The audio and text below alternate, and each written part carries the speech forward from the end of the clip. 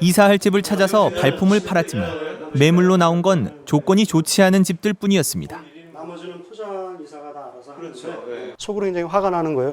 이런 집은 이만한 그 전세금 내가 줘서는 안 되는 집인데 왜 당연히 이런 집도 달라고 하는가 이런 생각들 때문에 좀 화가 났었죠. 여윳돈이 있어 집을 살까 하는 생각도 했지만 한 가지 이유 때문에 그냥 보증금에 일부 월세를 내는 집으로 결정했습니다. 지금 이 가격에서는 사고 싶지 않다, 사지 않겠다. 저는 거품이 있다라고 확실하게 저는 믿고 있습니다. 현장 21이 집주인과 세입자를 구별해 전국 성인 800명을 대상으로 실시한 여론조사에서도 조씨처럼 응답한 세입자들이 많았습니다. 전셋값이 급등했지만 올해 안에 집을 사겠다는 응답은 8%에 불과했습니다.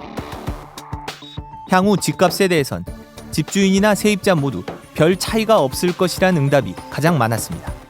다만 집주인은 더 오를 것이란 응답이, 세입자는 더 떨어질 것이란 응답이 그 뒤를 이었습니다. 향후 전셋값에 대해선 집주인은 57.4%가 앞으로 더 오를 것이라고 답한 반면 세입자들은 69.3%나 전셋값이 더 오를 것이라고 응답했습니다. 눈에 띄는 점은 세입자들이 전월세 비용이나 전세대출 이자를 감당하느라 씀씀이를 줄였다고 하는 응답이 63.4%나 된다는 겁니다.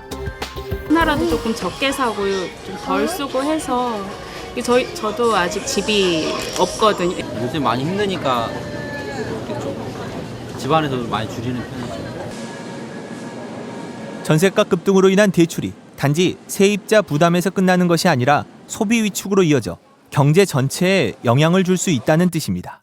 가게가 벌어들이는 실제적인 소득에서 실제 호주머니에 들어오는 쓸 수 있는 돈이 그만큼 줄어든다라고 하는 것을 나타내고요. 위축된 내수가 고착화되고 지속적으로 굳어질 수 있는 그러한 중요한 요인이 될 수 있을 것으로 우려가 되고 있습니다. 실제 한국은행은 요즘처럼 전세 가격이 10% 뛰면 민간 소비가 단기적으로 3.7% 줄어든다고 분석했습니다. 뿐만 아니라 전셋값이 오르면 전셋값에 연동된 지역 건강보험료도 오릅니다. 소득 등 다른 변수를 빼면 전셋값이 10% 오르면 보험료도 10% 가까이 오르는데 적용 대상 가구가 100만 가구가 넘습니다. 그런데도 정부의 전세난 대책은 주로 싼 이자로 빚을 더 낼 수 있도록 하는 데 집중되어 왔습니다. 당장 급한 불을 끄겠다는 취지였지만 오히려 이미 위험 수위를 넘어선 가계부채를 석 달 만에 17조 원 가까이 늘려 역대 최대치인 980조 원에 이르게 했습니다. 우리 금융 시스템에서 현재 늘어나고 있는 것이 떨어지고 있는 주택 시장에 기반한 전세자금 대출 또는 그 월세 관련 대출이라고 할 때 이것은 우리 금융 시스템의 그 취약성을 드러내는 대목이라고도 할 수가 있겠습니다.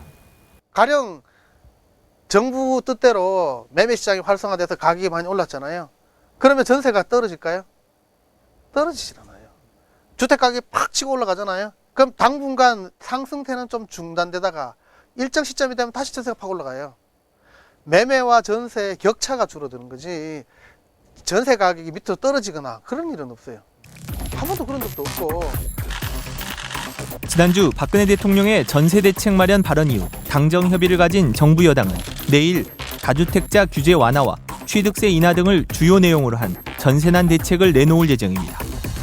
전월세 상한제 등을 주장하는 야당과 이견을 좁혀서 국회를 통과해야 하는 대책들입니다.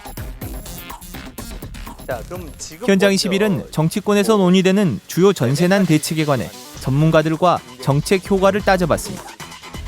그동안 서로 상반된 입장을 보여온 두 전문가와 함께했습니다.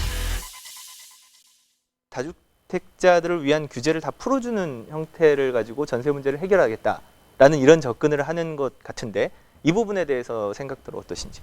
취득세 감면 효과는 전반적으로 봤을 때 평균을 내면 이렇게 거래가 활성화는 되지 않아서 집을 원래 안 살 사람이 사게 하는 효과는 전혀 없고요. 어차피 집을 살 사람들한테 그냥 감면 기간 안에 사도록 하는 효과밖에 없거든요. 이런 이제 뭐 세금을 깎아준다, 뭐 규제를 풀어준다 이런 정책들이 어떤 생각에서 나오냐 하면 지금 주택 가격이 가라앉고 있는데 이걸 떨어지지 않겠다라는 시각으로, 그래서 주로 이제 주택